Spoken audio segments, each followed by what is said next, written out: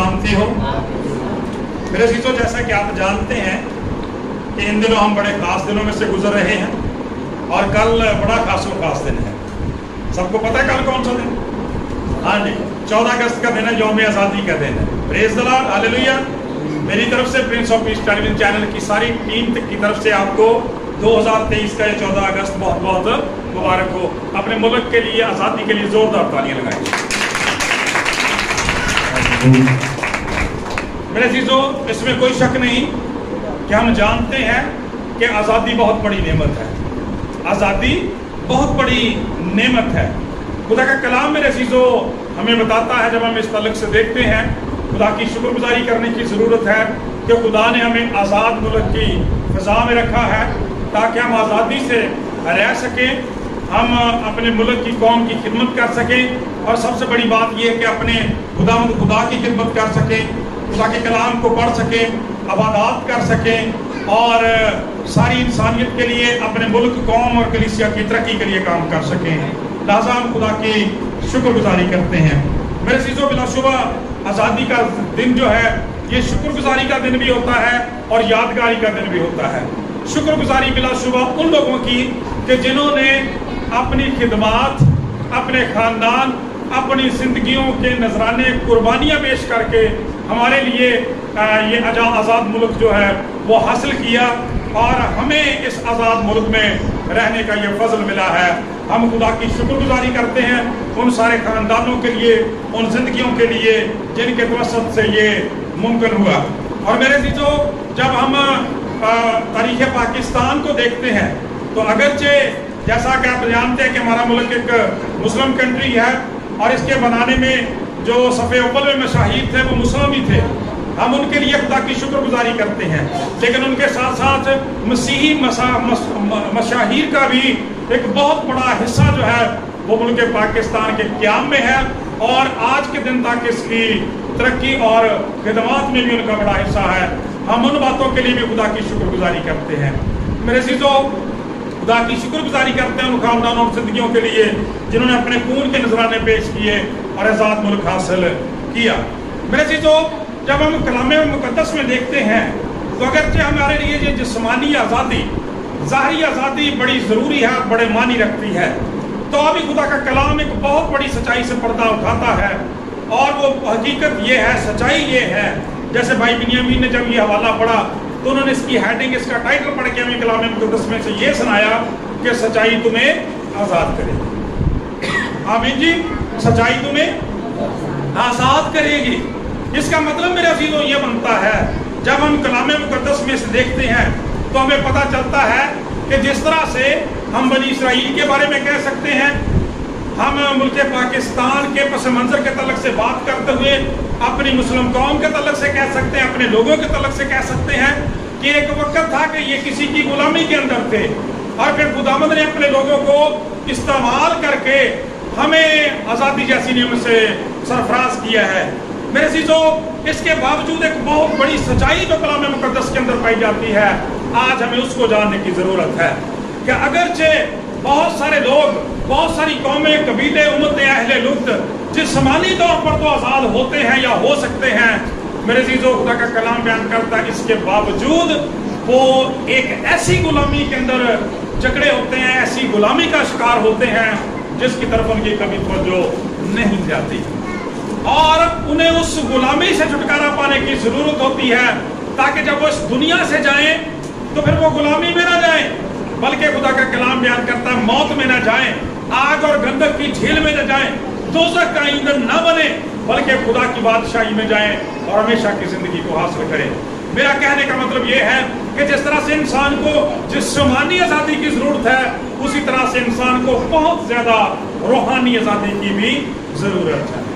बल्कि कलाम तो यहाँ तक भी बयान करता है मेरे अज़ीज़ों कि लोग जिस्मानी आज़ादी के बगैर भी गुजारा कर सकते हैं।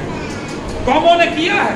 बनी इसराइल के बारे में हम देखते हैं इब्रानियों के ताल्लुक से कि 430 साल तक फिरौन की गुलामी में रहे। खुदा का कलाम बयान करता है यहूदियों के ताल्लुक से हम जानते हैं 70 साल जो बाबिल की गुलामी में रहे हैं, लेकिन उस दौरान भी खुदा उन्हें बरकत देता रहा, वो बढ़ते रहे, फलते रहे, सारे काम करते रहे। लेकिन खुदा का कलाम बयान करता है کہ اس کے باوجود خدا کا پاک کلام بیان کرتا ہے کہ اگرچہ وہ آزاد ہوں یا غلام ہوں، ان کے لیے میرے عزیزو روحانی آزادی بہت زیادہ ضروری ہے۔ اگر ایک شخص غلام ہے تو بھی اسے روحانی آزادی کی ضرورت ہے، اور ایک شخص آزاد ہے تو بھی اسے روحانی آزادی کی ضرورت ہے۔ اسے غلام ہوتے ہوئے روحانی طور پر آزاد ہونا ضروری ہے، اسے آزاد ہوتے ہوئے روحانی طور پر آزاد ہونا ضروری ہے میرے عزیزو۔ کلام خدا بیان کرتا ہے، اسی لیے خدا یسوع مسیح نے ان سے کہا کہ یہ روحانی آزادی ہمیں کس طرح سے مل سکتی ہے۔ یہ آزادی خدا کے کلام میں لکھا ہے، تم سچائی سے واقف ہوگے اور سچائی تمہیں آزاد کرے گی۔ آج ہم کلام مقدس میں سچائی سے پردہ اٹھائیں گے، اس سچائی کو تھوڑی دیر کے لیے دیکھیں گے کہ وہ کیا سچائی ہے۔ اور پھر خدا کا کلام بیان کرتا ہے کہ جب تک لوگ اس سچائی سے واقف نہیں ہوتے، اس سچائی کو نہیں مانتے، اس تک نہیں پہنچتے، تب تک وہ کبھی آزاد نہیں ہو سکتے۔ میرے عزیزو، جب ہم کلام مقدس میں سے اس طرح سے دیکھتے ہیں، خدا کے کلام میں لکھا ہے، یسوع نے ان یہودیوں سے کہا جنہوں نے اس کا یقین کیا تھا کہ اگر تم میرے کلام پر قائم رہو تو حقیقت میں میرے شاگرد ٹھہرو گے۔ حقیقی مسیحی، حقیقی آزاد کیے ایماندار وہ لوگ ہیں جو خدا کے کلام پر قائم رہتے ہیں، یعنی ان سچائیوں پر قائم رہتے ہیں جو خدا کا کلام انہیں سکھاتا اور بتاتا ہے۔ اسی لیے خدا یسوع مسیح نے کہا تو تم سچائی سے واقف ہوگے اور سچائی تمہیں آزاد کرے گی۔ اب یہ سچائی کیا ہے؟ خدا کے پاک کلام میں لکھا ہے، انہوں نے اسے جواب دیا، ہم تو ابراہیم کی نسل سے ہیں اور کبھی کسی کی غلامی میں نہیں رہے، تو کیوں کر کہتا ہے کہ تم آزاد کیے جاؤ گے؟ میرے عزیزو، کلام مقدس میں سے جب ہم اس بڑی سچائی کو دیکھتے ہیں، آج جب لوگوں کو کہتے ہیں کہ سچائی تمہیں آزاد کرے گی، تو لوگ بھی یہودیوں کی طرح سے جواب دیتے ہیں کہ ہم تو کبھی کسی کی غلامی میں نہیں رہے۔ حالانکہ کلام مقدس کے اندر یہ لکھا ہوا ہے کہ یہ 430 سال تک مصر کی غلامی میں رہے، 70 سالہ بابل کی اسیری میں رہے، کئی سال تک فارس کی اسیری میں، اور جس وقت خداوند یسوع مسیح موجود تھے اس وقت یہ رومیوں کی غلامی میں تھے۔ تو بھی کہہ رہے تھے ہم تو کبھی کسی کی غلامی میں نہیں رہے۔ میرے عزیزو، یہ ان کا بول پن تھا، یہ ان کی لا علمی تھی میرے عزیزو، کہ وہ غلامی میں ہوتے ہوئے بھی اس بڑی لعنت سے واقف نہیں تھے۔ اسی طرح سے آج کا انسان بھی میرے عزیزو یہ کہتا ہے، وہ سمجھتا ہے کہ جب میرے پاس اچھا کاروبار ہے، اچھا بزنس ہے، میرا اچھا گھر ہے، میرے اچھے تعلقات ہیں، میں اچھا کھاتا اور اچھا پیتا ہوں، میری پی آر شہر میں بہت زبردست ہے، میں وی آئی پی لوگوں میں گنا جاتا ہوں، تو شاید میں بہت شاندار ہوں۔ میرے عزیزو، خدا کا کلام بیان کرتا ہے اس کے باوجود خدا کا کلام بیان کرتا ہے وہ غلامی کا شکار ہو سکتا ہے۔ انہوں نے بھی کہہ دیا تھا ہم کبھی غلامی میں نہیں رہے۔ خدا کا کلام بیان کرتا ہے وہ کس کی غلامی میں تھے؟ خدا کا پاک کلام بیان کرتا ہے جب یسوع مسیح نے یہ بات کی، ان کی سمجھ میں نہ آئی تو پھر خود وضاحت کر دی۔ یسوع نے جواب دیا، میں تم سے سچ کہتا ہوں کہ جو کوئی گناہ کرتا ہے وہ گناہ کا غلام ہے۔ اور میرے عزیزو، یہ ہے وہ غلامی جو جسمانی غلامی سے بھی خطرناک غلامی ہے میرے عزیزو۔ اس لیے کہ اگر آپ جسمانی طور پر غلام ہیں، اسیری کے اندر ہیں، روحانی طور پر آپ آزاد ہیں، آپ ہمیشہ کی زندگی میں جا سکتے ہیں، آپ خدا کی بادشاہی کے وارث بن سکتے ہیں۔ جسمانی طور پر غلام رہتے ہوئے بھی، اسیری میں رہتے ہوئے بھی آپ خدا کے خاندان میں شامل ہو سکتے ہیں، لیکن اگر آپ آزاد رہتے ہوئے اپنی زندگی میں اس گناہ کی، ابلیس کی، موت کی، قبر کی، جہالت کی، لاپرواہی کی، بے دینی کی، بے عملی کی اس غلامی سے واقف نہیں ہیں، تو خدا کا کلام بیان کرتا ہے جسمانی آزادی آپ کے لیے کسی کام کی نہیں ہے۔ خدا کا کلام کہتا ہے اس لیے کہ جب ہم کلام مقدس میں سے اس گناہ کی غلامی کے طبق سے دیکھتے ہیں تو پاک کلام کا یہ الہی فتویٰ ہے پوری دنیا کے لیے۔ رسول اعظم رومیوں کا خط لکھنے والا 3 چیپٹر میں فرماتے ہیں، خدا فرماتا ہے کہ سب نے گناہ کیا اور خدا کے جلال سے محروم، سب نے گناہ کیا اور خدا کے جلال سے محروم ہیں۔ اس کا مطلب یہ ہے میرے عزیزو کہ کوئی ملک، کوئی قوم، کوئی قبیلہ، کوئی شخص، کوئی خاندان جسمانی طور پر بھلے وہ لاکھ آزاد ہو، لیکن اگر وہ اس سچائی سے واقف نہیں ہے کہ وہ گناہگار ہے، گناہ کا غلام ہے، وہ کوئی آزاد نہیں ہے۔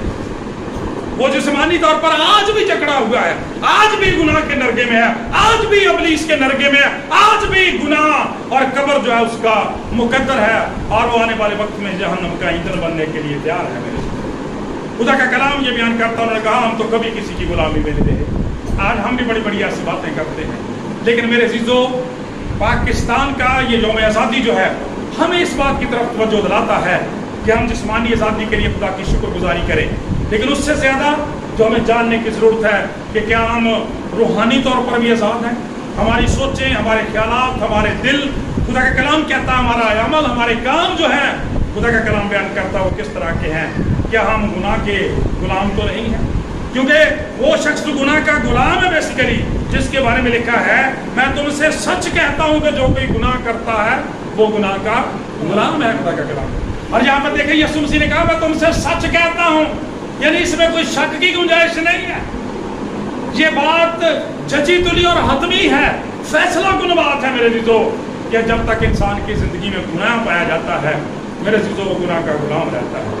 ہم کلام مقدس میں بزرگ داؤد کے تعلق سے پڑھتے ہیں، وہ انسان کی اسی کمزوری کی طرف اشارہ کرتے ہوئے کیا کہتے ہیں؟ میں نے بھی پیدا ہویا بیکو وچ بریائی، مینوں وچ گناہ دے جمیا میری۔ تو اس کا مطلب یہ ہے کہ اتنے بڑے منصب پہ ہوتے ہوئے بھی میرے عزیزو آپ گناہ کا شکار ہو سکتے ہیں۔ اس گناہ کی آزادی کو، گناہ سے آزاد ہونے کو ہمیں ہر صورت میں ترجیح دینے کی ضرورت ہے، کیونکہ جو کوئی گناہ کرتا ہے وہ گناہ کا غلام ہے۔ اب سوال ہمارے سامنے یہ پیدا ہوتا ہے، خداوند یسوع مسیح نے کہا تم سچائی سے واقف ہو گئے اور سچائی تمہیں آزاد کرے گی۔ تو پہلی سچائی کیا خداوند یسوع مسیح نے ہمیں سکھائی کہ سب نے گناہ کیا اور خدا کے جلال سے محروم ہے۔ جو شخص گناہگار ہے وہ خدا کے جلال سے محروم ہے، وہ گناہ کا غلام ہے، بھلے وہ لاکھ طور پر آزاد ہو۔ لہذا خدا کا کلام بیان کرتا ہے اسے اس گناہ سے آزادی اور رہائی حاصل کرنے کی ضرورت ہے۔ پھر دوسرا سوال پیدا ہوتا ہے کہ جب ہم آزادی کی بات کرتے ہیں، غلامی کی بات کرتے ہیں، تو آپ کو پتا ہے ہم اپنے ملک پاکستان میں قائد اعظم بانی پاکستان کے لیے شکر گزاری کرتے ہیں خدا کی کہ خدا نے انہیں بھیجا اور وہ اپنی قوم کے لیے آزادی کا پیغمبر بن کے آئے۔ انہوں نے اس بڑے بیڑے کو اٹھایا اور خدا کا کلام یہ بیان کرتا ہے ملک پاکستان کا قیام وجود میں آیا۔ خدا کا کلام ہمیں یہ سکھاتا ہے کہ گناہگار ہے، گناہ کا غلام ہے، اب اس آزادی سے چھوٹے گا کیسے؟ کیا وہ اپنی ایسی کوشش سے باہر نکل سکتا ہے؟ کیا اس گناہ سے وہ نکل سکتا ہے، جان چھڑا سکتا ہے، آزادی حاصل کر سکتا ہے؟ میرے عزیزو خدا کا کلام بیان کرتا ہے کہ جیسے ملک مصر سے عبرانیوں کو نکالنے کے لیے بزرگ موسیٰ کی ضرورت تھی، خدا کا کلام بیان کرتا ہے اسی طرح سے جس طرح سے ہمارے ملک کے قیام کے لیے قائد اعظم کی ضرورت تھی، خدا کا کلام یہ بیان کرتا ہے اسی طرح سے اس گناہ کی غلامی سے نکالنے کے لیے بھی ہمیں کسی نجات دہندہ کی ضرورت ہے۔ انسان اپنی کاوش اور کوشش سے ایسا کچھ نہیں کر سکتا۔ کلام میں لکھا ہے کہ کوئی شخص اپنی راست بازی کے کاموں کے سبب سے بھی خدا کے حضور راست باز نہیں ٹھہر سکتا، کیونکہ جو گناہ اس کے اندر مروثی طور پایا جاتا ہے وہ تو اس کے ذریعے سے پہلے ہی خدا کا مجرم ہے اور گناہ کی غلامی کے متحد ہے۔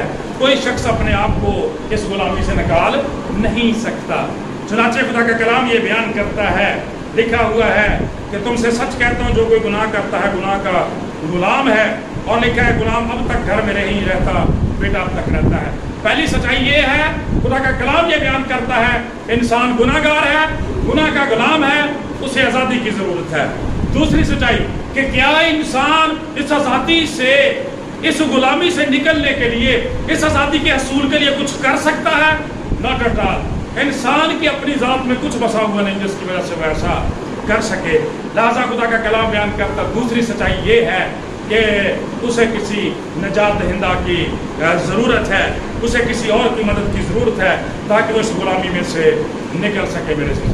کیونکہ خدا کا کلام یہ بیان کرتا ہے، ذرا یاد کریں، دوبارہ سے دہراتا ہوں بات، کہ کلام یہ بیان کرتا ہے کہ ایک شخص جو ہے غلام ہوتے ہوئے بھی روحانی طور پر آزاد ہو سکتا ہے، لیکن ایک شخص جسمانی طور پر آزاد ہوتے ہوئے روحانی طور پر غلام ہو سکتا ہے۔ اسی لیے خدا کے کلام میں یسوع مسیح نے کیا کہا، اور غلام اب تک گھر میں نہیں رہتا، بیٹا اب تک گھر میں رہتا۔ یعنی گناہ کا جو غلام ہے، وہ مجرم ہے، وہ گناہ گار ہے، وہ خدا کے گھر میں جانے کا، خدا کی بادشاہی میں جانے کا، جنت میں داخل ہونے کا استحقاق حاصل نہیں کر سکتا جب تک اس کو، خدا کا کلام یہ بیان کرتا ہے، اس منصب پر پہلے سے فائز نہ کیا جائے جس کے جہاں سے وہ اترا ہوا ہے۔ یعنی اس کی گناہ کے بغیر والی حالت، وہ پاکیزگی کی حالت جو باغ عدن کے اندر تھی، راست بازی کی حالت میں اس کو واپس لے جایا جانا ضروری تھا۔ جب تک ایسا کو کرنے والا نہ ملتا، یہ اپنے گناہ کی غلامی سے نہیں نکل سکتا تھا، اس کو یہ حق نہیں مل سکتا تھا۔ میرے عزیزو، خدا کا کلام بیان کرتا ہے جب تک ہم اس گناہ کے بدن میں ہیں خدا کے ہاتھ سے، جب تک ہم اس بدن کے وطن میں ہیں خدا کے وطن سے جلا وطن ہے۔ دوبارہ غور سے سنیے، جب تک ہم اپنے اس گناہ کے بدن میں ہیں، گناہ کے اس بدن کے وطن میں ہیں، تب تک ہم خدا کے وطن سے، خدا کی بادشاہی سے جلا وطن ہے، اس میں جانے کا ہمارے پاس کوئی اختیار نہیں ہے۔ پھر تیسری بات، تیسرا سوال پیدا ہوتا ہے، اب یہ کون ہے؟ اب کون ہے جو ہمیں آزادی دے گا؟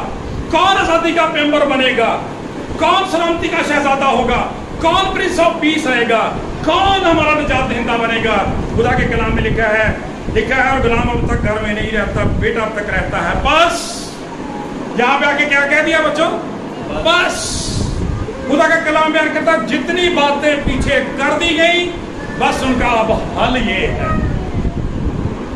کسی شخص کا کسی قوم سے تعلق ہے، کسی قبیلے سے تعلق ہے، کسی امت سے تعلق ہے، خدا نے اس فتوے کے تحت سب کو مجرم قرار دے دیا کہ سب نے گناہ کیا اور خدا کے جلال سے محروم ہے۔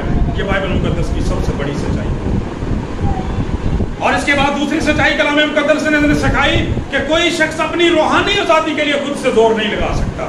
ڈاکٹر صاحب یہاں موجود ہیں، قانونی معاملات سے ان کا بڑا واسطہ رہتا ہے۔ ڈاکٹر صاحب جو شخص مجرم ہوتا ہے، کوئی دوسرا مجرم اس کی ضمانت دے سکتا ہے؟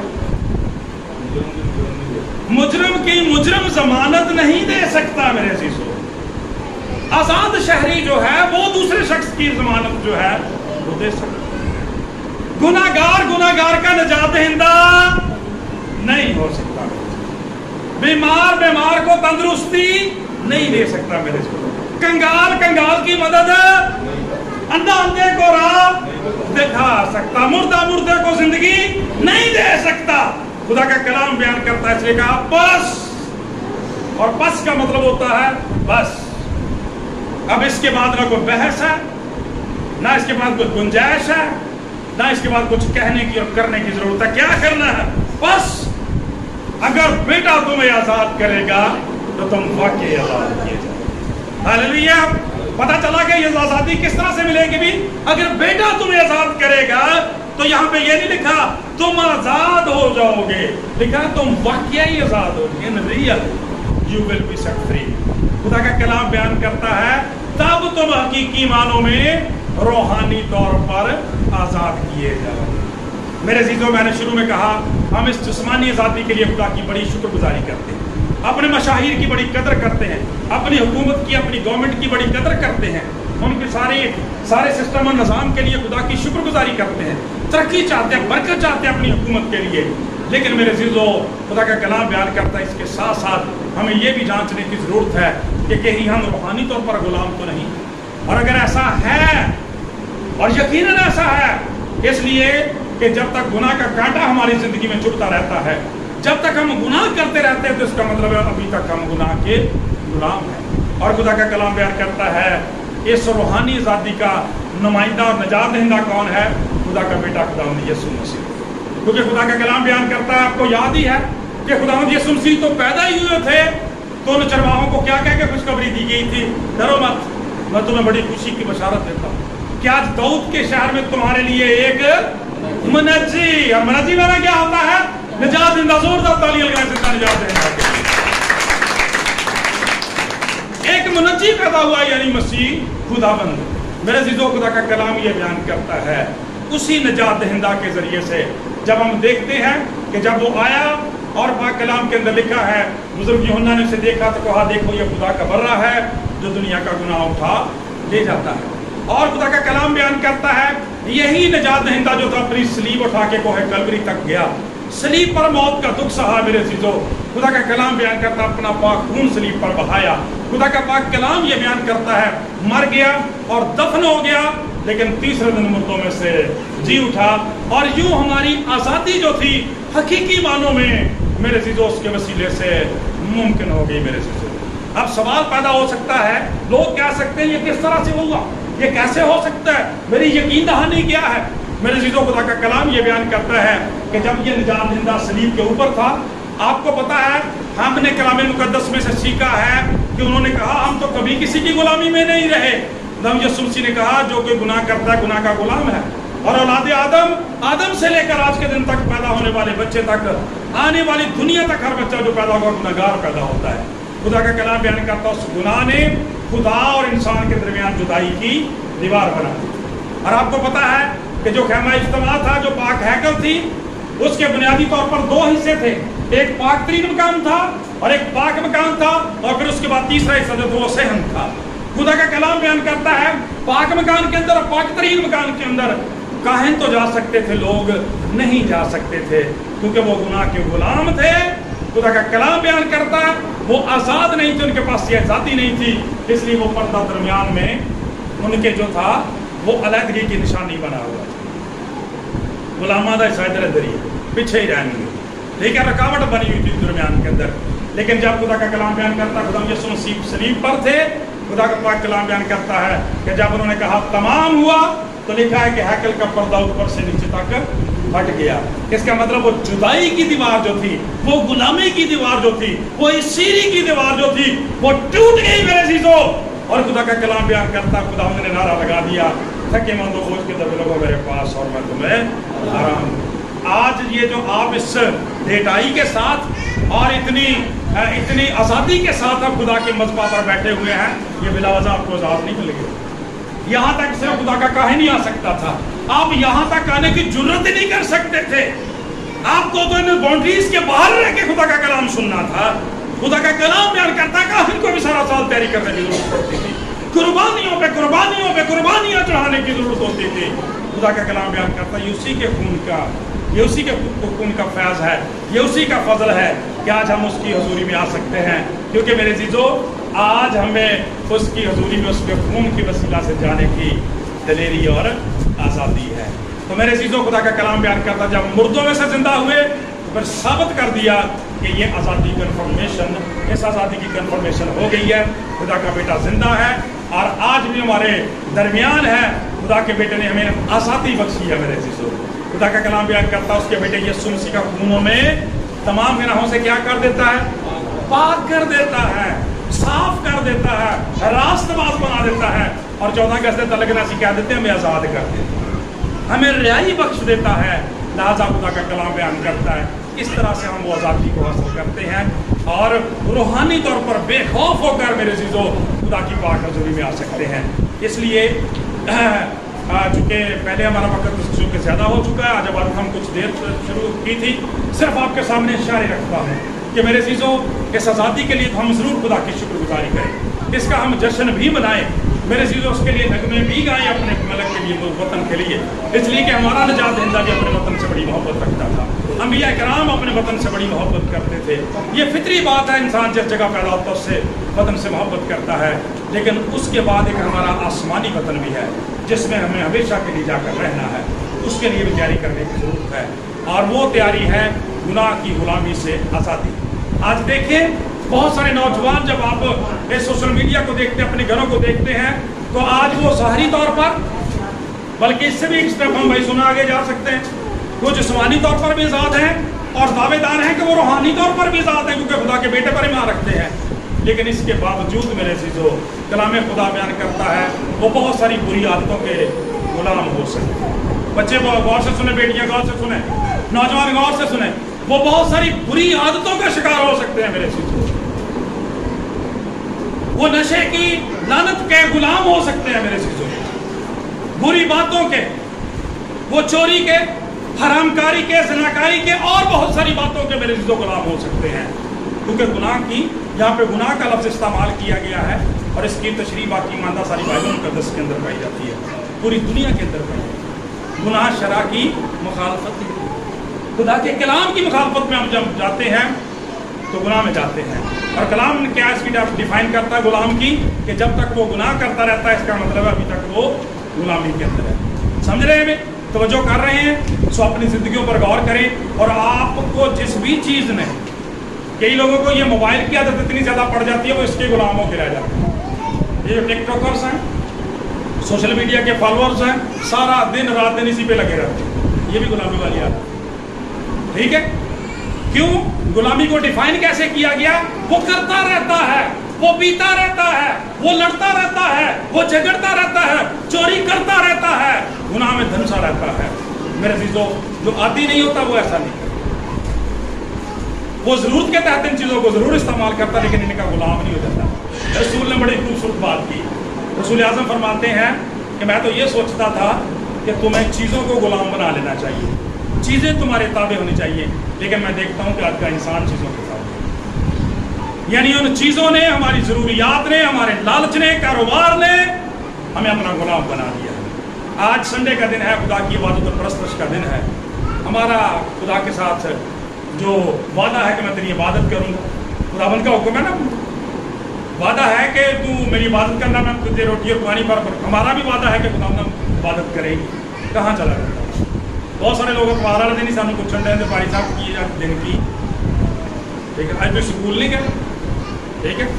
तो खुदा का कलाम ये बयान करता है, जज करें, इसका मतलब है कि हम ऐसी कलाम ना पढ़ने की गुलामी में है, दुआ ना करने की गुलामी में है। इसलिए तो आके मुँह नहीं खोलता, बड़ी माजरत के नाल भैन दो भी लड़दियां होना तो पूरे पिंड च पता लगता, भाई दो ही गुत्थम गुत्था होना पूरे महल्ले च पता लगन दिया। जो चर्च में 30-40 लोग बैठे होंगे, पता ही नहीं कि इबादत करन दिया। चुप रहने की गुलामी है ना, मुँह खुदा के लिए नहीं मुँह खोलना, ऐसा नहीं होना चाहिए।